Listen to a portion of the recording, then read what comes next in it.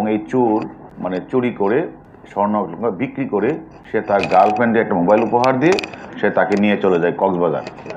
ওইখান থেকে গিয়ে আমাদের ওই ডিবির এডিসি সেখান থেকে তাকে ধরে নিয়ে আসছে এবং আনার পরে তাকে আমরা জিজ্ঞাসাবাদ করে তার কাছ থেকে কিন্তু আমরা টোটাল স্বর্ণটা 20 ভরি স্বর্ণ, এই স্বর্ণটা বিক্রি করে দিয়েছিল। সেই স্বর্ণটা তাঁতিবাজারে গলায় ফেলছিল। সেই গলিত স্বর্ণটা আমরা 20 ভরি এবং টাকা সহ আমরা উদ্ধার করে নিয়ে আসছি এবং এই সংক্রান্ত 3 জন। আরেকটা ঘটনা হলো ডিবির রমনা, সেখানেও 11 চাঞ্চল্য চুরি ঘটনা ঘটেছিল। সেখান থেকেও আমরা প্রায় 41 ভরি স্বর্ণ, 7 লক্ষ টাকা চোরাই কাজে ব্যবহৃত পেশাদার গ্রেপ্তার করেছি।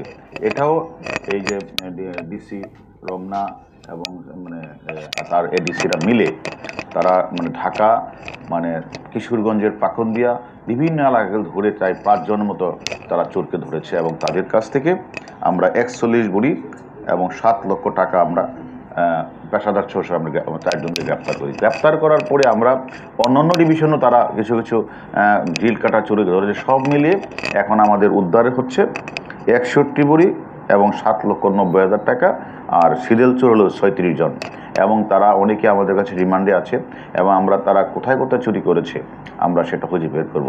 আমরা মনে করি যারা এই গ্রিল কাটা চোর তারাই এক সময় বড় অপরাধে পরিণত হয়, ডাকাতি কাজে জড়িত হয়ে যায়। আমরা মনে করি চুরির ঘটনা যেখানেই ঘটবে আমরা আমাদের ডিবি তাৎক্ষণিক সে মামলাটা আমরা ছায়াতদন্ত করে দ্রুত বের করার চেষ্টা করব।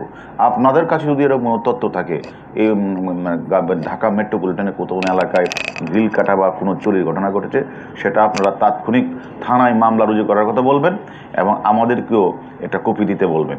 আমরা মনে করি আমাদের প্রত্যেকটা ডিভিশনে আমাদের 1-2টা করে টিম রয়েছে এবং সে দক্ষ টিমগুলি, এবং আমরা ঘটনাটা জানার পরে যদি আমরা ঘটনাটা জেনে পারি তাহলে দ্রুতই আমরা চুরির বিষয়টা আমরা মনে করি তার ক্লু বের করতে আমরা পারবো।